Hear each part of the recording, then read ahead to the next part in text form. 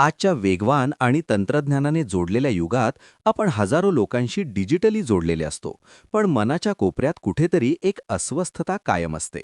मानसिक आरोग्य जपणे हे आज केवळ गरजेचं नाही, तर आपल्या अस्तित्वासाठी अनिवार्य झाले आहे. पण दुर्दैवाने आज एकलकोंडेपणा ही एक शांत महामारी बनून आपल्या समाजात पसरतीये. माणसांच्या अथांग गर्दीत असूनही तुम्हाला कधी मनातून पूर्णपणे एकटं आणि रिकामं वाटतं का? माझ्या मित्रमैत्रिणींनो, हे लक्षात घ्या की एकटे असणे आणि एकल कोंडे वाटणे यात जमीन आसमानाचा फरक आहे. एकल कोंडेपणा म्हणजे केवळ घरात एकटं असणं नव्हे, तर ती मनात निर्माण झालेली एक खोल रिक्तता आहे. ही अशी भावना आहे जिथे आपण लोकांमध्ये असूनही स्वतःला त्यांच्यापासून पूर्णपणे तुटलेले अनुभवतो. पण घाबरू नका. या मानसिक कोंडीतून स्वतःची सुटका करून घेण्याचा आणि आनंदाचा श्रीगणेशा करण्याचा मार्ग आपल्याच हातात आहे. कोणत्याही युद्धावर मात करण्यासाठी शत्रूची ताकद समजून घेणं आवश्यक असतं. एकलकोंडेपणा हा असाच एक अदृश्य शत्रू आहे जो आपल्या प्रगतीच्या मुळावर घाला घालतो. जर आपण याकडे दुर्लक्ष केलं तर आपलं जीवन कुंठित होऊ शकतं. दीर्घकाळ या स्थितीत राहण्याचे गंभीर परिणाम आपल्या व्यक्तिमत्वावर होतात. आत्मविश्वासाची झीज, इरोजन ऑफ कॉन्फिडन्स. आपण स्वतःच्याच क्षमतेवर शंका घेऊ लागतो, ज्यामुळे आयुष्यात नवीन संधी स्वीकारण्याचं धाडस संपून जातं. नकारात्मक विचारांचे चक्र. मनात सतत भीती आणि निराशेचे विचार घर करतात, जे आपल्याला आनंदापासून दूर ठेवतात. मानसिक आणि शारीरिक ताण. ही आंतरिक पोकळी मनावर सतत एक अनामिक दडपण निर्माण करते, ज्याचा परिणाम आपल्या आरोग्यावर होतो. जर आपण आज पाऊल उचललं नाही, तर हा एकलकोंडेपणा आपल्या भविष्यातील सुखाच्या सर्व वाटा बंद करू शकतो.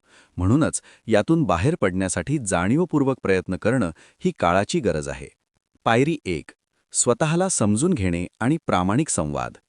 एकलकोंडेपणाच्या भिंती पाडण्याचा प्रवास बाहेरून नाही, तर तुमच्या स्वतःच्या मनातून सुरू होतो. जोपर्यंत तुम्ही स्वतःशी जोडले जात नाही, तोपर्यंत जगाशी जोडणं अशक्य आहे. चला तर मग बदलाचं पहिलं पाऊल टाकूया. मी सांगतो त्या कृती आत्तापासूनच अंमलात आणा. शांतपणे लक्ष द्या. तुमच्या मनात नेमक्या कोणत्या भावना आहेत, तुमचे विचार कोणत्या दिशेला जात आहेत आणि तुमच्या मानसिक गरजा काय आहेत याचा शांत चित्ताने विचार करा. स्वतःशी प्रामाणिक संवाद साधा. आरशासमोर उभे राहून किंवा शांत बसून स्वतःशी गप्पा मारा. आपल्या मनात चाललेली घालमेल लपवू नका, ती स्वतःपाशी मान्य करा. जेव्हा तुम्ही स्वतःच्या भावनांचा स्वीकार करता, तेव्हा मनावरचं ओझं आपोआप हलकं होतं. ही आत्मस्वीकृती तुम्हाला जगाला सामोरे जाण्यासाठी आंतरिक शक्ती देते. जेव्हा आपण स्वतःला ओळखतो, तेव्हाच आपण जगाला आपलंसं करण्यासाठी खऱ्या अर्थाने तयार होतो. पायरी 2. सामाजिक संपर्क आणि नवीन उद्दिष्टे. आता स्वतःशी संवाद साधल्यानंतर वेळ आहे बाहेरच्या जगाशी सेतू बांधण्याची. एकलकोंडेपणाच्या तुरुंगातून सुटण्यासाठी छोटे छोटे सामाजिक संपर्क हे सुरुवातीला औषधासारखं काम करतात. तुमच्या जगण्यात नवा उत्साह भरण्यासाठी या गोष्टी नक्की करा. साध्या गप्पांनी सुरुवात करा. रोजच्या ओळखीच्या लोकांशी, कुटुंबातील सदस्यांशी किंवा जुन्या मित्रांशी साध्या विषयांवर बोला. संवादाची सुरुवात छोटी असली तरी चालेल. छंद जोपासा. वाचन, व्यायाम, योगासने किंवा संगीत यांसारख्या आवडीच्या गोष्टींमध्ये स्वतःला गुंतवा. समाजासाठी वेळ द्या. सामाजिक उपक्रमात किंवा स्वयंसेवी कार्यात सहभागी व्हा. यामुळे नवीन लोकांशी नैसर्गिकरित्या संबंध येतात. या कृती केवळ तुम्हाला व्यस्त ठेवत नाहीत, तर तुमच्या मनाला एक नवे उद्दिष्ट देतात. जेव्हा आयुष्याला ध्येय मिळतं, तेव्हा एकाकीपणाची जागा सार्थकता घेऊ लागते. पायरी 3. सकारात्मक दृष्टिकोन आणि स्वतःशी मैत्री. आपल्या आयुष्याचा नूर बदलण्याची ताकद आपल्या दृष्टिकोनात असते. तुम्ही स्वतःला कसे पाहता यावरच तुमचं जग अवलंबून आहे.